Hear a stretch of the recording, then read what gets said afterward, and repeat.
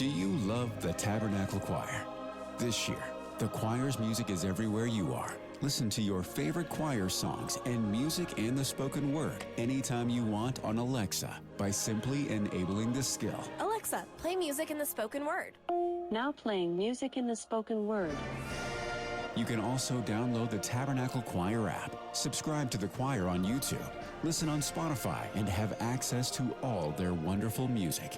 Happy listening. The football season is nearly here, and we're getting you ready for kickoff. This is Big 12 Media Day coverage live from Frisco, Texas, presented by Omada Real Estate. Buying or selling a home? Trust the experts at Omada Real Estate. This is 97.5, the KSL Sports Zone. Back here in Frisco, Texas, it's Big 12 Media Day coverage, 97.5, the KSL Sports Zone. Let's go to Baylor. Welcome in Kyler Jordan, defensive end, kind enough to hang out with us. How are you, sir? I'm doing good. Thanks for having me.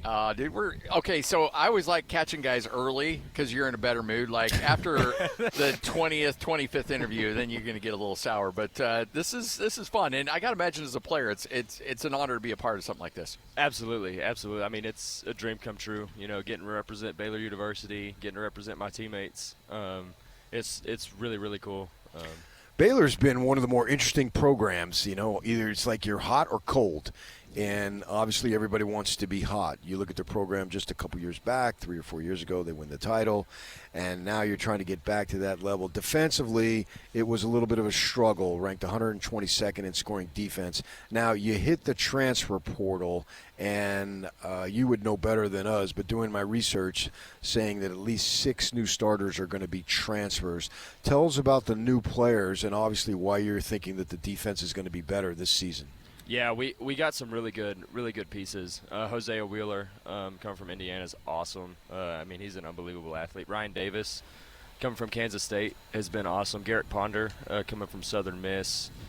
Travion Barnes is back. Defensive line dudes. Yes, sir. And Jamal Weiss, who's here, is another one. We got Colby McAllister from K-State. He's awesome. Daniel Cobbs from Kansas State. Awesome.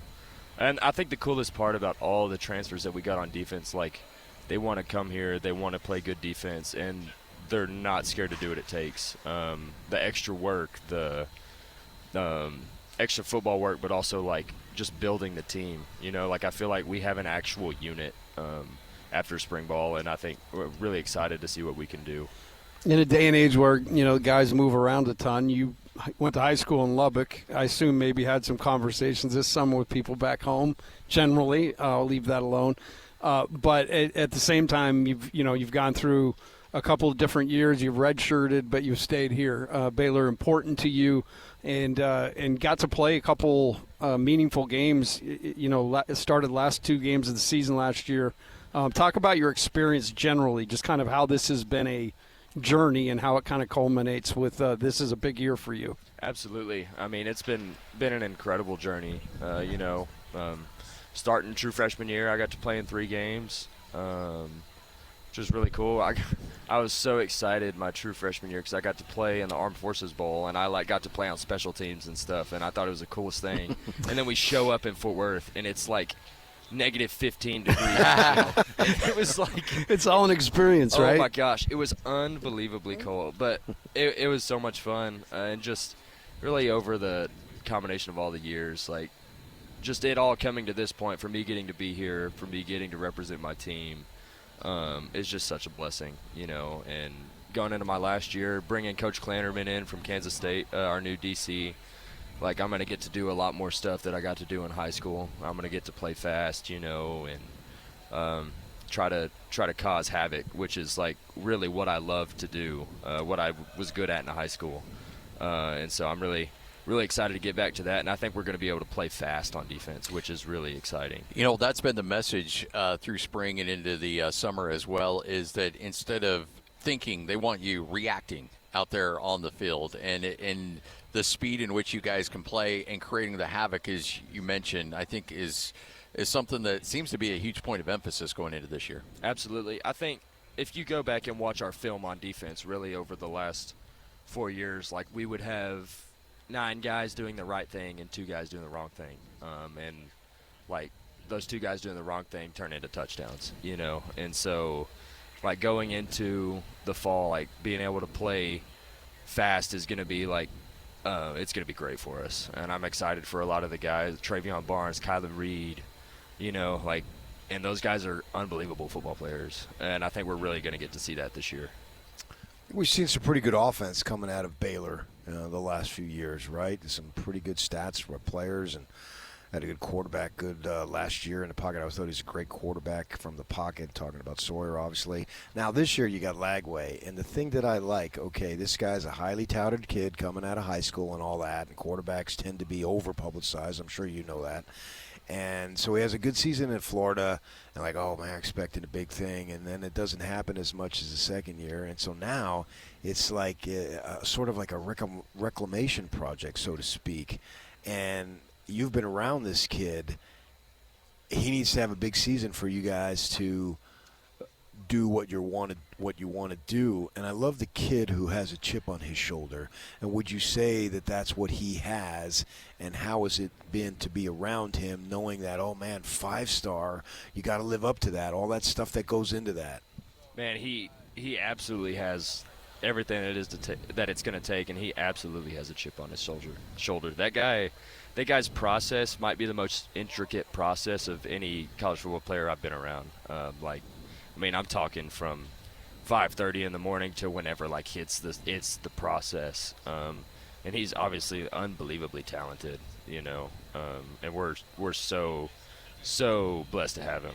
And he's such a good dude off the field. He brings guys with him. He has a lot of influence on the team, which is really cool to see. But I'm so glad that he's on our team, and we're really in a good spot having DJ back there. Go ahead. I'm just always fascinated by the fact that it seems rare that a kid plays his entire career at one school. And it's no disrespect to anybody who moves around. I'd probably do the same if I were in those shoes. But what does it mean to you to be able to say, I spent my entire career at Baylor University? Man, everything. And I don't want to say that, like, all the people who transfer are running from something. But I felt like if I was going to transfer, I would have been running. And that's not what I stand for. That's not what I want my kids, to see one day. Like, oh, why'd you transfer? Were you scared? No, I didn't want to run away. And honestly, I love Coach Aranda. Like, I would go fight for Coach Aranda any day of the week. What he has given me, what he has, instilled in me, all the wisdom and everything I've learned from him. Like, I couldn't leave him.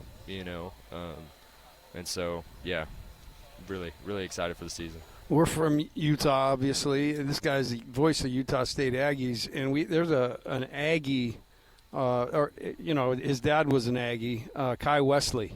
Yeah. Tell me about Kai. He's a freshman for you guys this year. Kai's awesome. I love his. He's kind of like nonchalant a little bit, but like super athletic and obviously super gifted. I mean, he's every bit of 6'6", has good hands, all the things. But it's funny because I was talking to Kai just kind of how he got started in football, because he was not always a football player. He was like, they basically kind of just made him go out there just to try it. Yeah. That's a basketball family, man. Yeah. And so he was like, yeah, I mean, I'm still learning, like, this is kind of all crazy to me. But no, Kai's doing a great job. We're really we're glad to have him. Only guy from Utah on the roster, so I had to shout him out. Yeah. No, Kai's awesome. You talked about Klanderman coming over from K-State as the new coordinator, and you said about playing fast. Go into that a little bit in terms of what is his influence going to be on Baylor Bears defense this season. Yeah, I mean, like I was talking about earlier with the havoc, I mean, the emphasis is going to be havoc. Create havoc, get vertical, like take a shot, like stuff like that. Like, we're not going to be playing passively, like, oh, you got to be here. Like, we're going to be playing fast. And so that's what I would say is going to be the emphasis. What does a successful season at Baylor look like this year?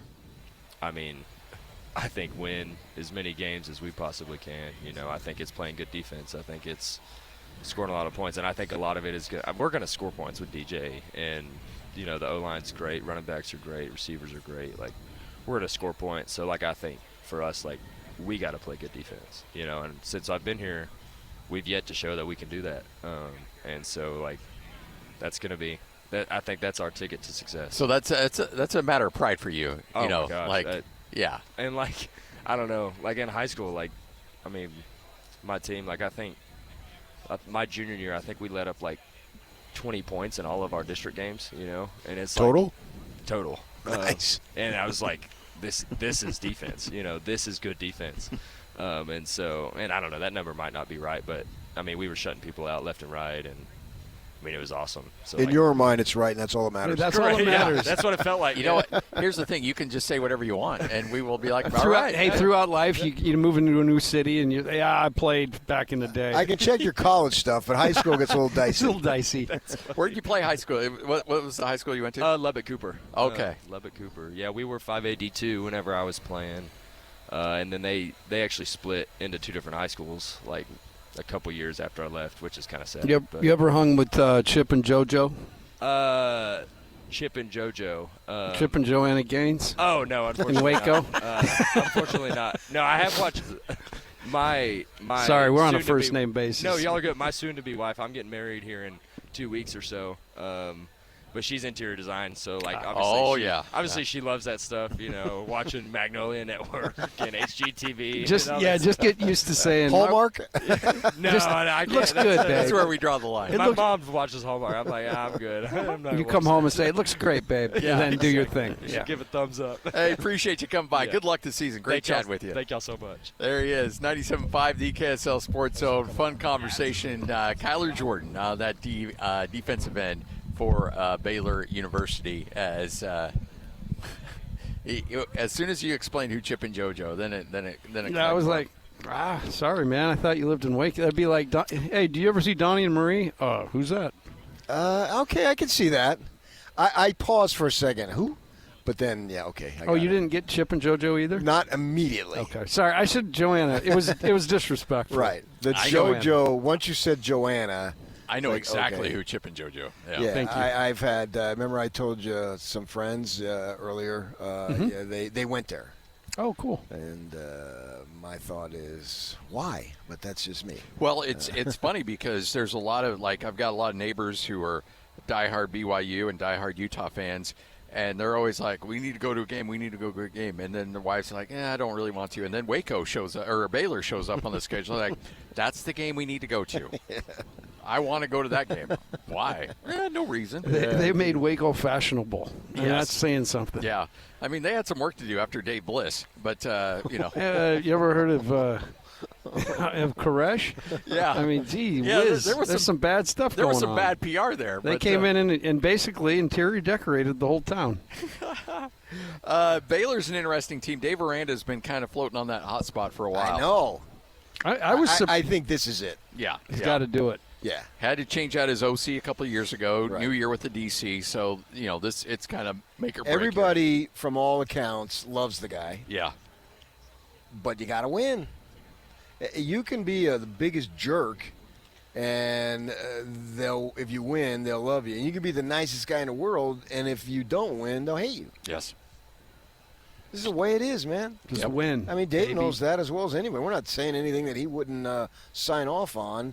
And that's the thing. When it looks like, he is in big trouble, they'll go out and win. And then they slip back. Yep. It wouldn't surprise me if he goes 9-3 this year, just because that's how it goes. That's the way it's been. Yeah. They got Auburn right off the bat in Atlanta. That potentially is winnable. Auburn hasn't been what they are, or what they have been, and then you got Prairie View A&M and La Tech. So, and then you got Colorado in your first conference game. So there's a shot to be 4-0. You're 4-0. That's taking the pressure off right off the bat in the first month, and then second week they go to Tempe. We'll see what the Devils could be. I have a feeling the Devils are going to be okay. And then it's on after that. Yeah. So let's see what you can do. I think if you go 3-0 to get to your thing, then you're looking at 6-3. Probably, I would think that's good enough. I would think maybe 8-4 is good enough. Yeah. So go 5-4 in conference. They need to stack up wins because their last 3 games of the year at BYU, Yeah. Texas Tech at home, and Right. then at Houston. Yeah. Right. That's the whole point of bringing up the schedule is I believe they got to get 3-0, get that probably 4-0. 4-0, yeah. With Colorado, and then see how you stack up over the next 8 games in conference. Hey, can I break some? This is just hit the wire.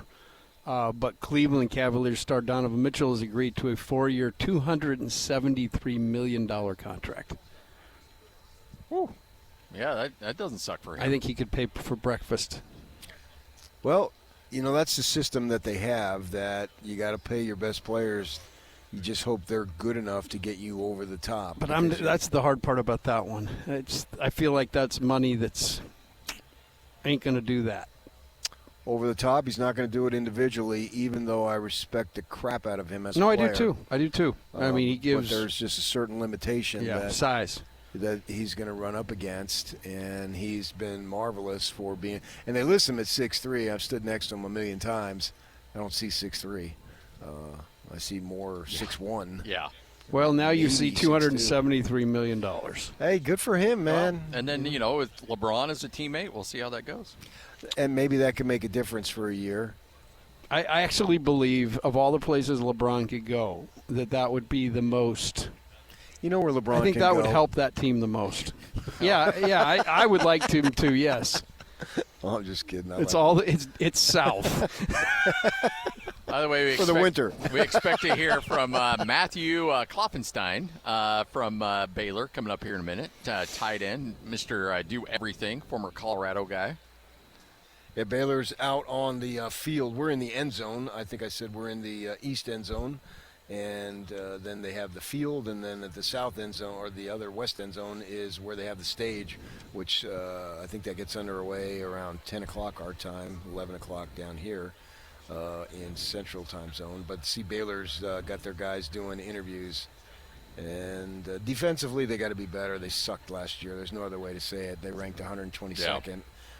And then Lagway's got to prove that ranking, and I don't know, man, because so many quarterbacks have these enormous rankings and then it doesn't pan out. Yeah. It's actually the other way is more the unusual story, that they have the big ranking and they live up to it. Well, from my experience, the rankings is a huge part of the reason for some of them why their progress stops.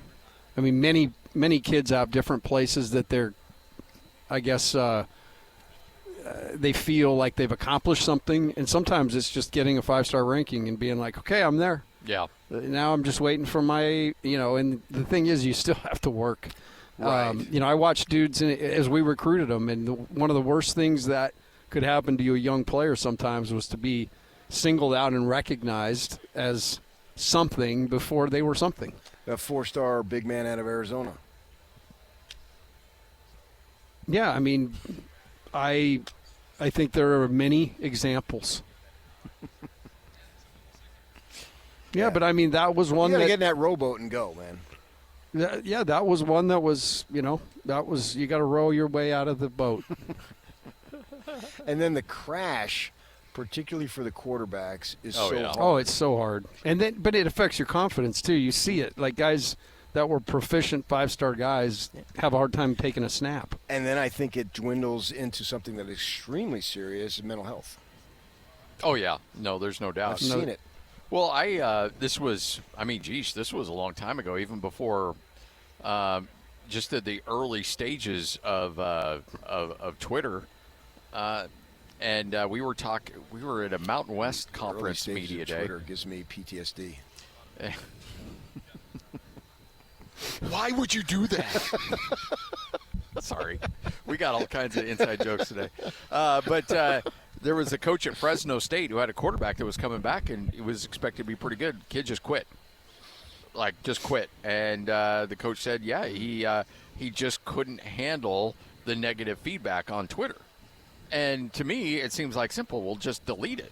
But this generation doesn't know how to, some guys go to Cleveland. Yeah, exactly.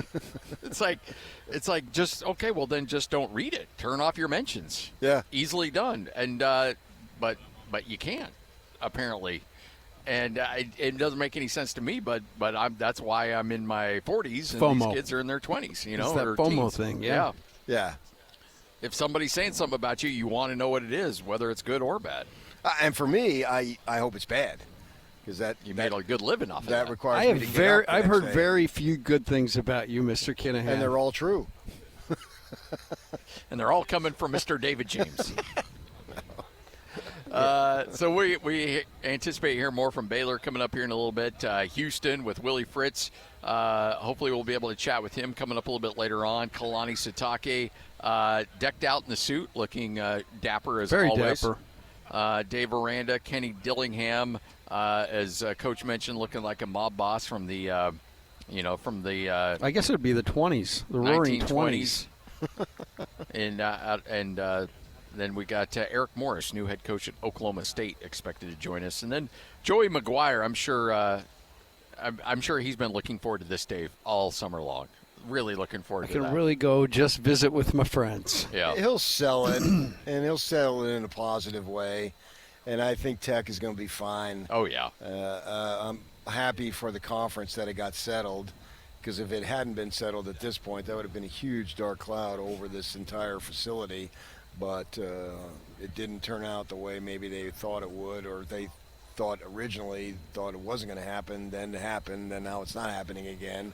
It's probably better off this way. Now, hopefully for the young man, he gets his life in order and has the opportunity to play in the NFL in next April if he gets drafted and all that. Wish him nothing but success. We got Baylor, your tight end, coming over next. Yep, looking forward to chatting with him as we continue on 20 live seconds here away. at Big 12 Media Day, all brought to you by Omada Real Estate on 97.5, the KSL Sports Zone. Joining us now, tight end for the Baylor Bears. It is Matthew Klopfenstein. Did I say that right? You did, yeah. Did a good job. We'll take it. How's life in Baylor treating you right now? That's great. Life in Waco's awesome.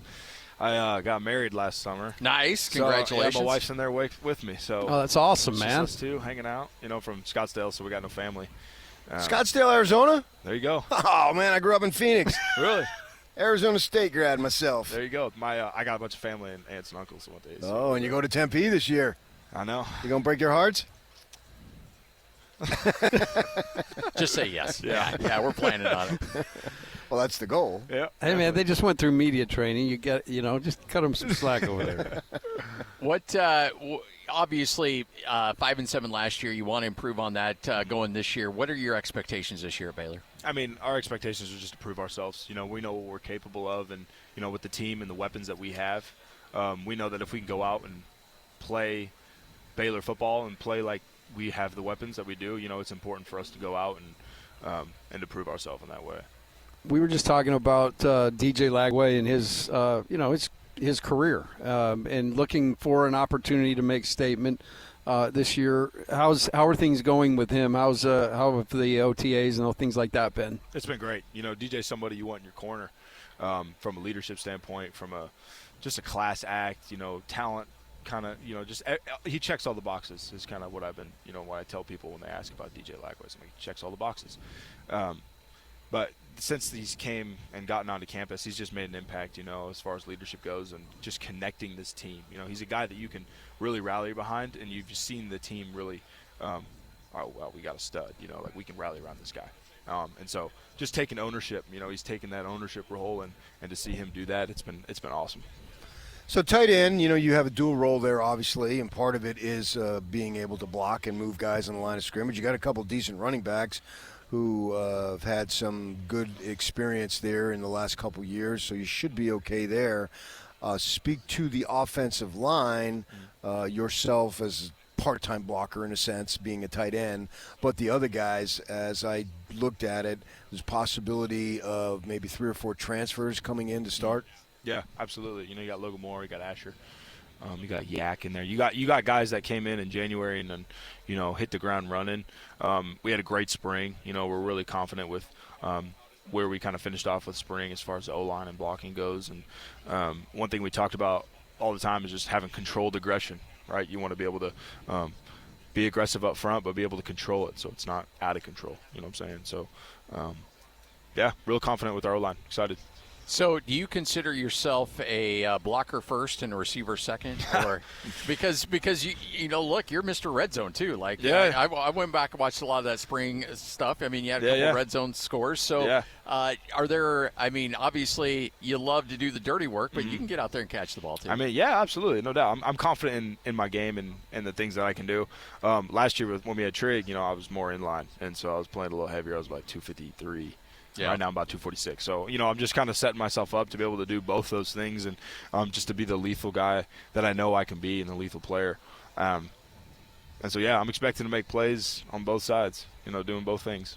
What are some of the team goals this year? What are things y'all want to accomplish? Yeah, I mean, we want to win. That's the first thing we want to accomplish is, you know, if we can go out, we can play our game and we can stick true to our values and we can go out, we can win the Big 12 championship.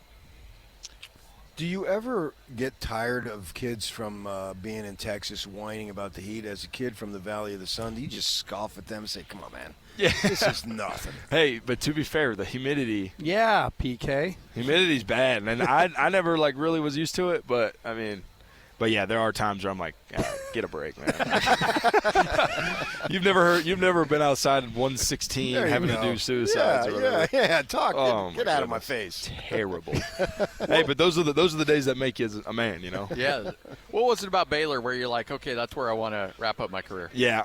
At the time, so I at the time was blessed to have a bunch of opportunities to go a bunch of places, and I knew that if I was going to leave the state, that I wanted to be close to family. And so I had family up in Dallas, you know, my dad's sister, my dad's brother in San Antonio. So it was kind of in between, and it was kind of, you know, I love Texas, and I've been to Texas like once or twice since before taking a visit to Baylor, and Baylor just checked all the boxes what Coach Aranda had and what he was building and just the team that he had and the people and the university. It's a great university. And so checked all the boxes, absolutely loved it, and I'm glad I made the decision to come.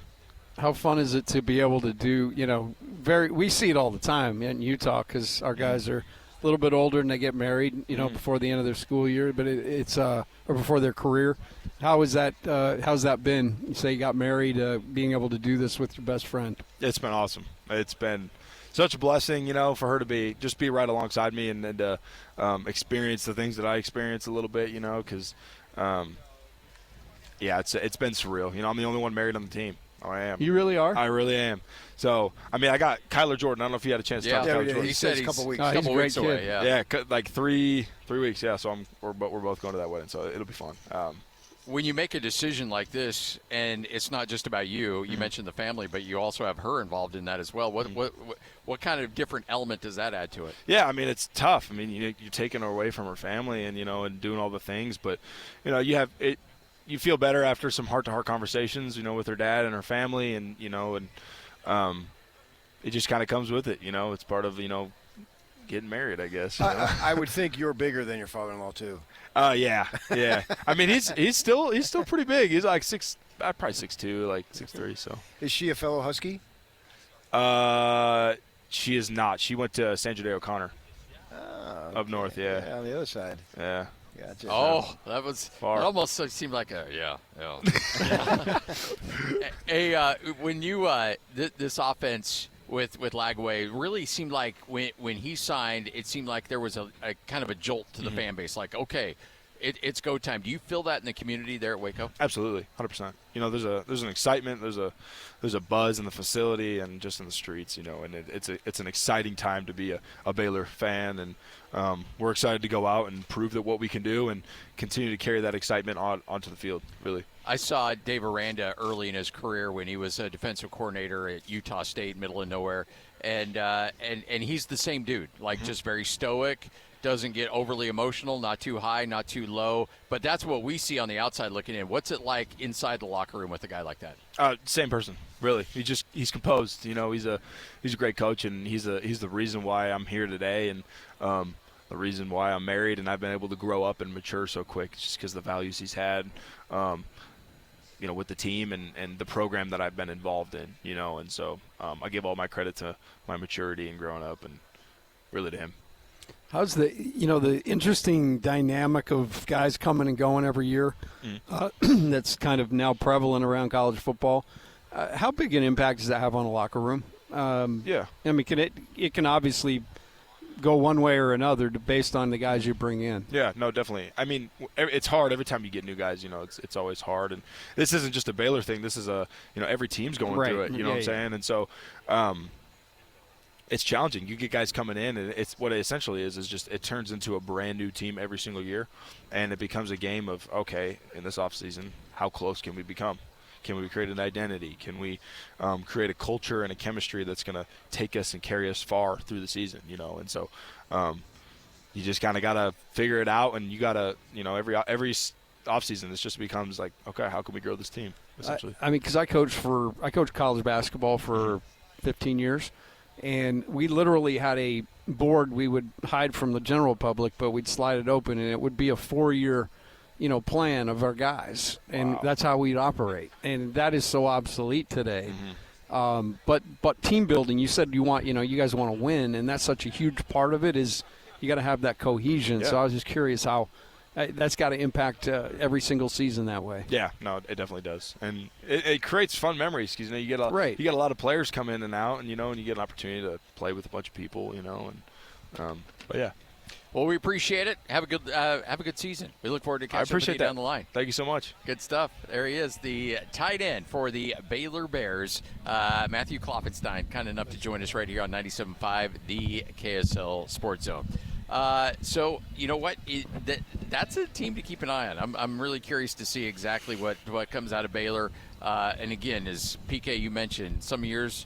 When it feels like Dave Aranda's really on the hot seat, they get really good, then there's a level of comfort, and then they come back down to earth a little bit. So based on that, then they should probably be pretty good this year.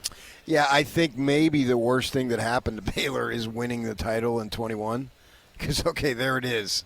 Now you got to get back, You right? can do it. Yep. Yeah, because you did it, and that was when Texas and Oklahoma were in the conference, and you were the top dog and all that stuff. So you set the standard. Everybody's excited. Blah, blah, blah. Your basketball team usually is pretty good. Things are turned around at Baylor, but there hasn't been a follow-up. And then you're constantly trying to recreate the 21 season, right? That's the reality of it. And if you fall short of that, well, what the freak happened? Now, if you get 9-10 wins and fall short, all right, you still had a really good season. So, but they haven't consistently been there. And these guys know this. You talk about how they are on social media a lot, and so they hear everything, right? And fans can be savages, these anonymous idiots. No. I don't.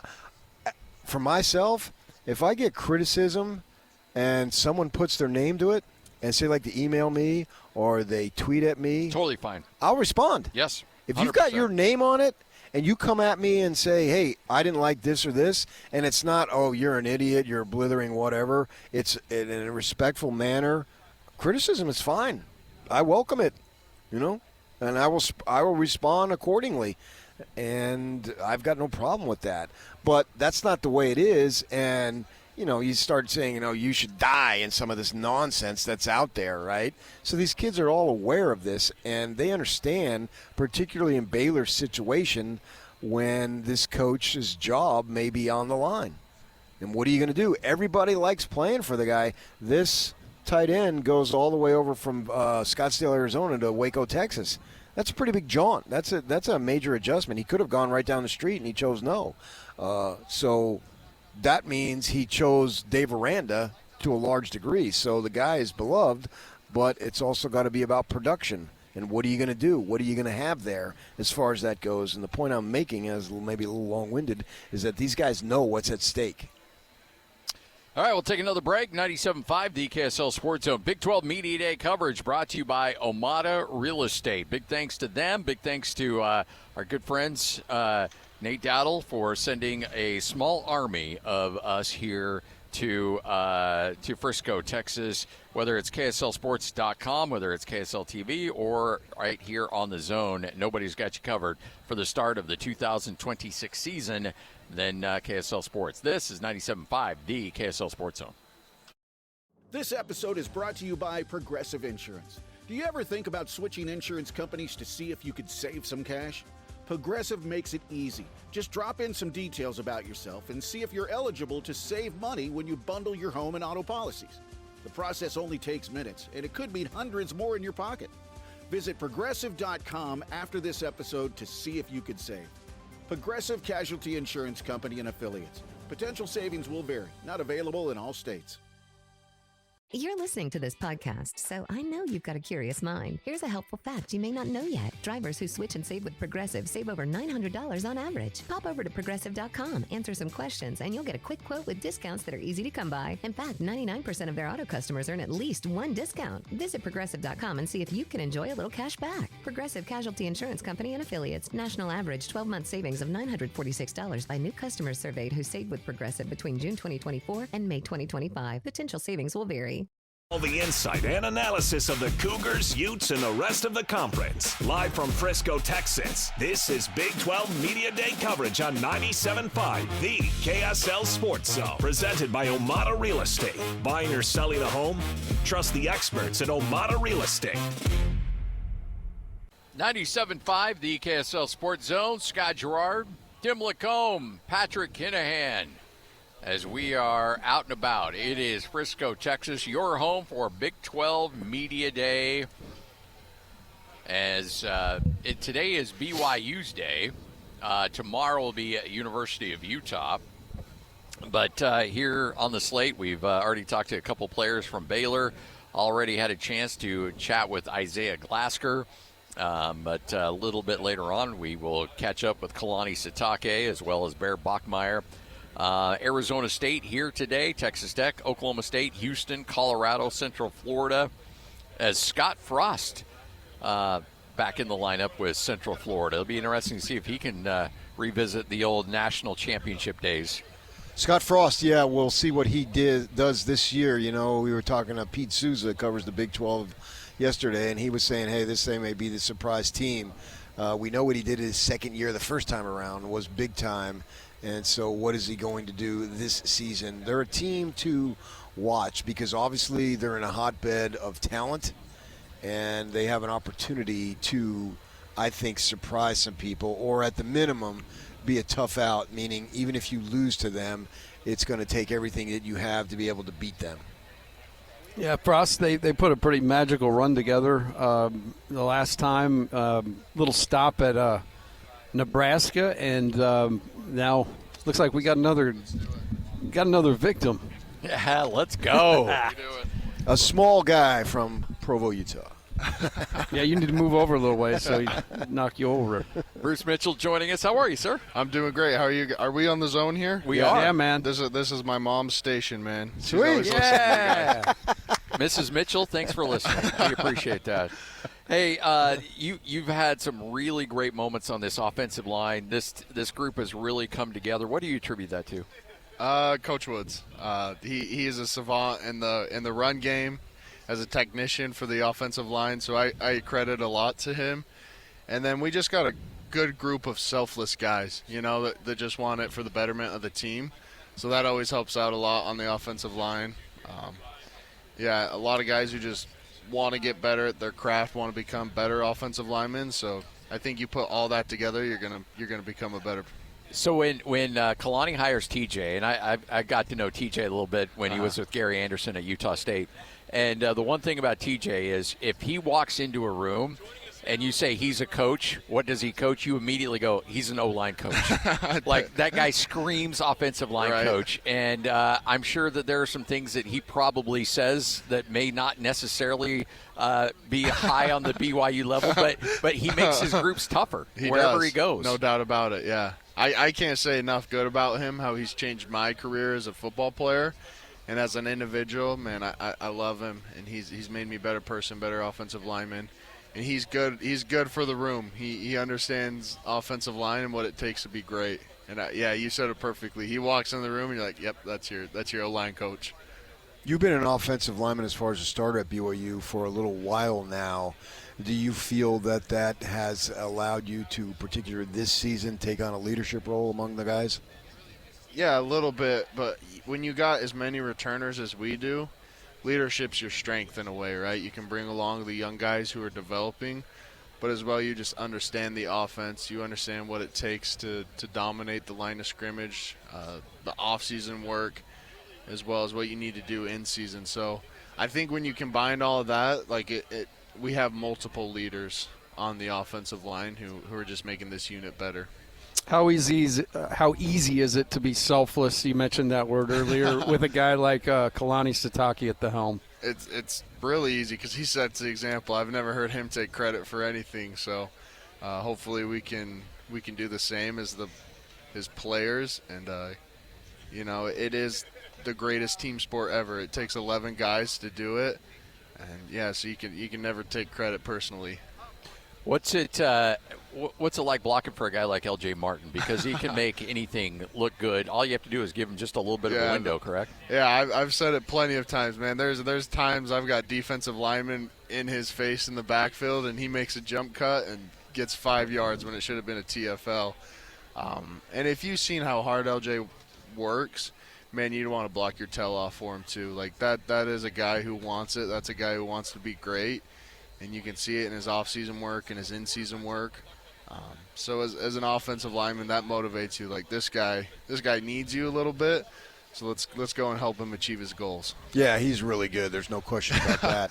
I'm interested to see how the offensive line, to learn about how they're going to react in terms of what you did last year with Bear Bachmeier versus this year, because obviously he's got a full year of experience. Right. So we, from the outside, are expecting more from him and the offense this year, given the fact that he's no longer a first-year freshman. He's a veteran now. Correct. And with that in mind, how does that change or alter what you guys do up front with him being that much more experienced? Yeah, I don't think it changes anything for us up front, but it might change things for him. There were times last year where I would flip protections for the offensive line, but maybe it's going to be a little more on Bear. The biggest thing that stood out to me in spring ball is he's seeing things pre-snap, right? He's seeing defenses, he's seeing coverages, he's seeing blitzes. So maybe it's going to be a little more on his plate to make it easier for us just to focus on who we're blocking and where we're blocking.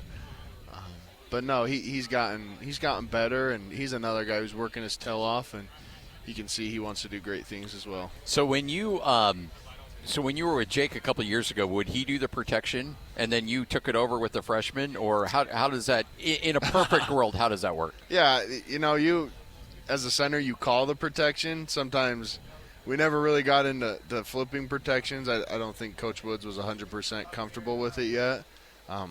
Connor would occasionally, but if you're going to flip a protection, you got to be very, very confident that the blitz is coming, or you're going to give the quarterback a fastball, right? So it maybe happened later in the year. But yeah, I don't. Man, that first year, it was just kind of a blur being out there. Yeah. The game was moving really fast compared to how it's moving now. It's slowed down a little bit for me, and I'm seeing things a little bit better. But yeah, I was lucky to get the ID out for the rest of the line. I was playing next to Waylon Lapuaho, and there was a couple times I looked at him and I was like, I don't know what to call here. So we're just going to go play football. We made it work. We got the wins when we needed to get them to. This time last year, Bear Bachmeier was just a thought, right? I think you all knew, having worked out in the summer, that this kid was pretty good. But we were talking earlier. I mean, pretty special story for a guy to come out of basic anonymity to being the quarterback and then having the run he did. What makes him special? I've said this a couple times today, man. He's tough as nails. You've seen him take some hits last year. We're like, how's this guy? Is he gonna get up? And he pops up every time. Sometimes maybe a little slower than others, but man, he's tough as nails. He's a really smart kid too. So it comes to him quickly. He was able to learn the offense quickly. And then he's a poised kid. There's a couple times where it was like maybe I was a little rattled out there, and he was the poised one, as I was the returning starter. But I think you put those together, it's like, okay, he's going to be our starting quarterback. And when you've got a great run game with LJ, it's going to make the quarterback's job easy because people are going to have to bring their safeties down, load the box. And I think we were able to do that early on and kind of smooth him into it.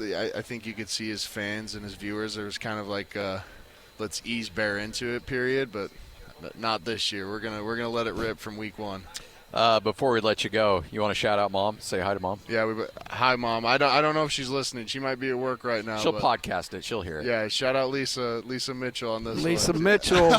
she's always she's always on here, man. You see one viewer on there, one listener. It's probably her. Well, that would be the one. So congratulations. Appreciate it. Thank you, guys. Thank you, man. Good luck, man. Thank you. There he is, Bruce Mitchell, offensive line center for BYU, right here on 97.5, the KSL Sports Zone. Always fun chatting with the big guys up front, man. Those dudes Evan find a way to make now. it happen. As Evan now. Johnson expected. Yep, Evan Johnson will join us right here on 97.5, the KSL Sports Zone.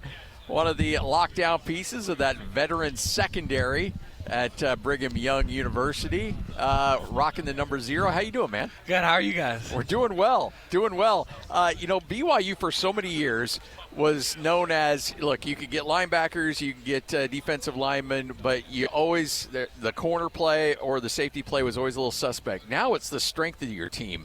What's that transition been like to be a part of a new era of BYU football? Yeah, it's just been something really cool to see, I think Coach G did a great job with it, and Coach Walker's doing an even better job now. Now we're known for developing. We develop DBs, right, yeah. We build DBs, and that's just something that's super cool. And I feel like it's just also a testimony of the players. We all care. We all want to be great, and you see that in the secondary now, and it's shown up in our success.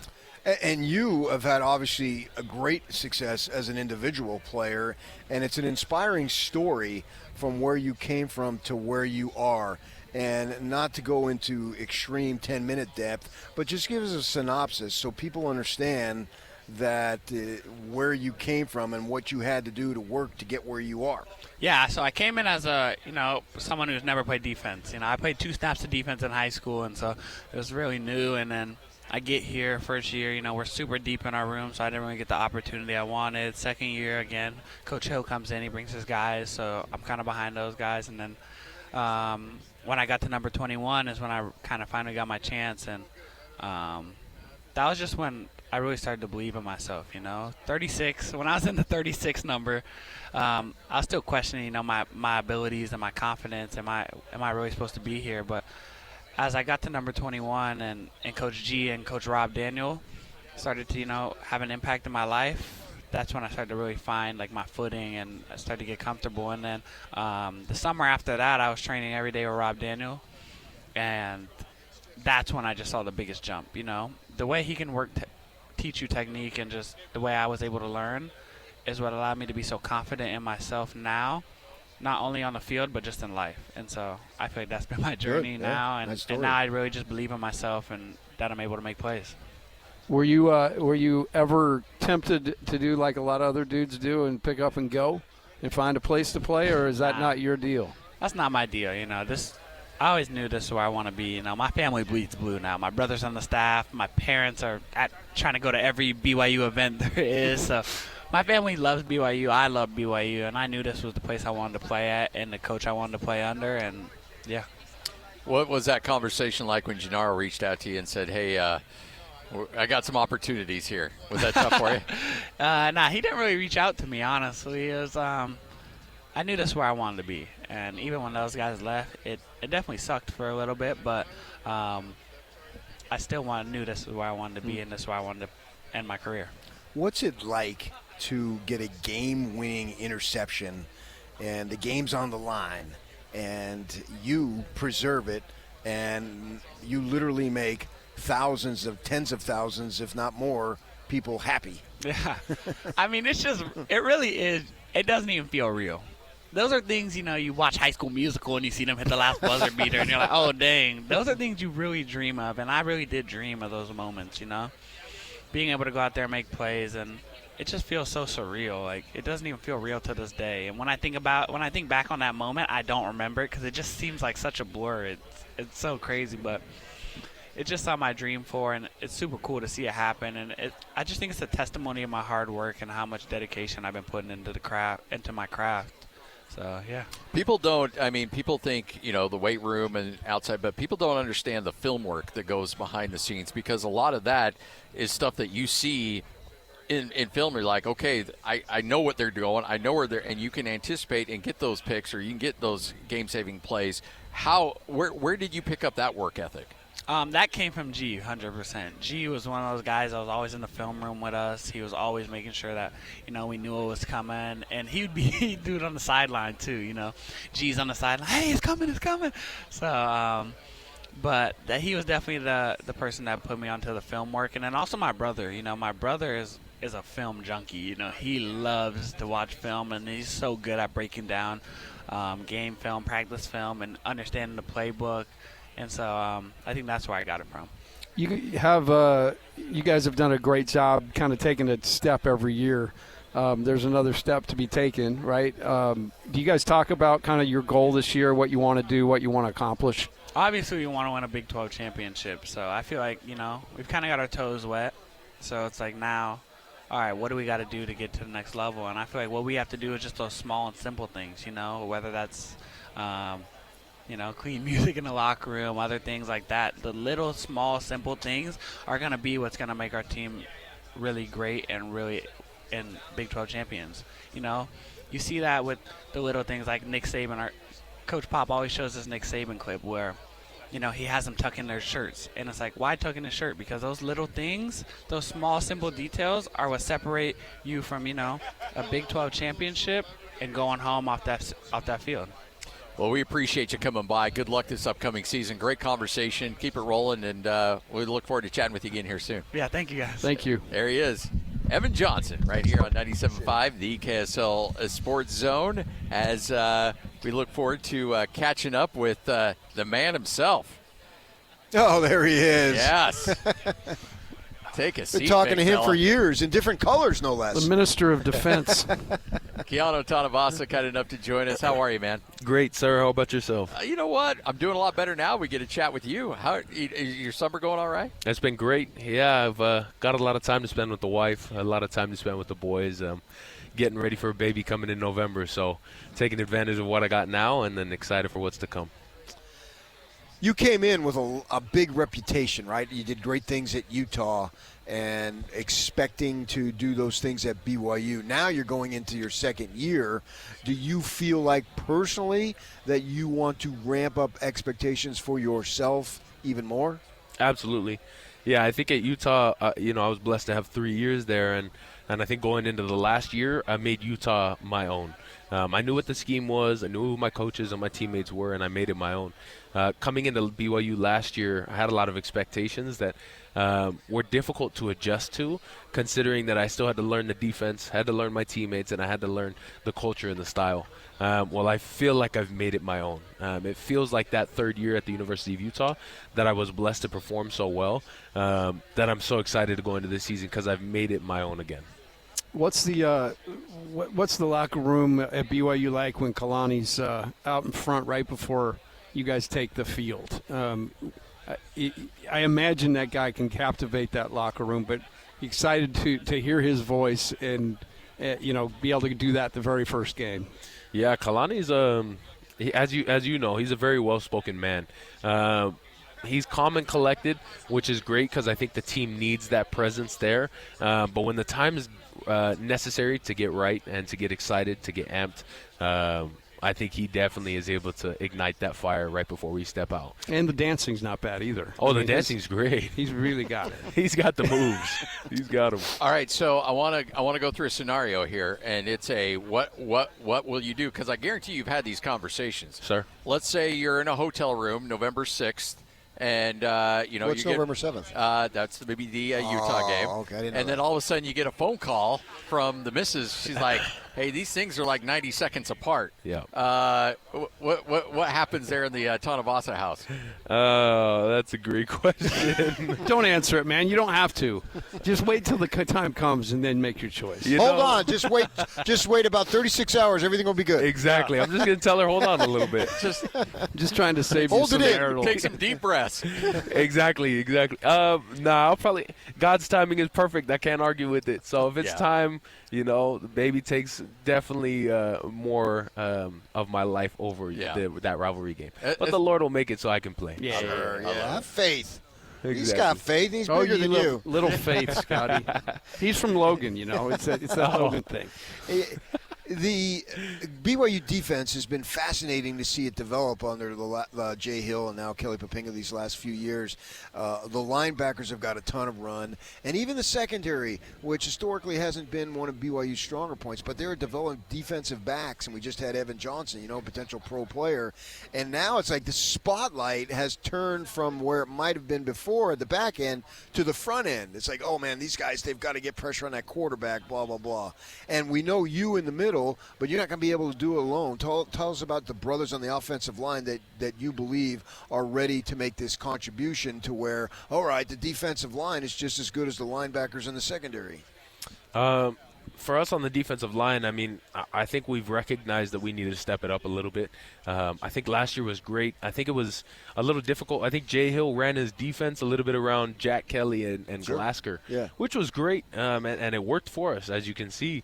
But now it's sticking to with K-Pop taking over, who was our DN's coach, is letting the pass rush be between the big boys up front and adding a backer here and there. It's being wise with our timing about when we choose to blitz, but letting the boys eat. Let them get after it.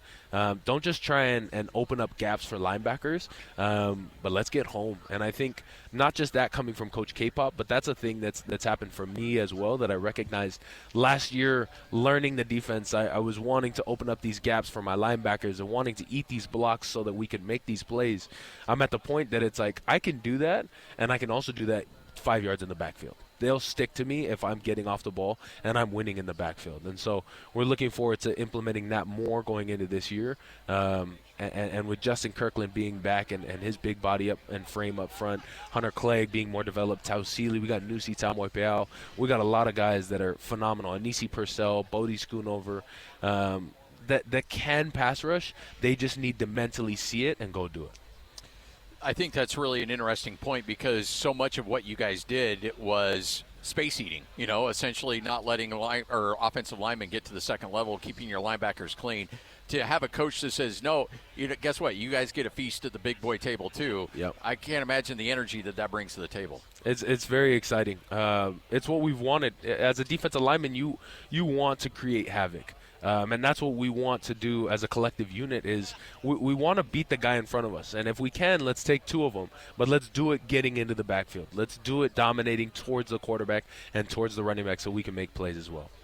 Last year, you were kind of big news, making a move, and now it's not even a big deal anymore. Kyle Whittingham said, hold my beer. I'm going to go to Michigan.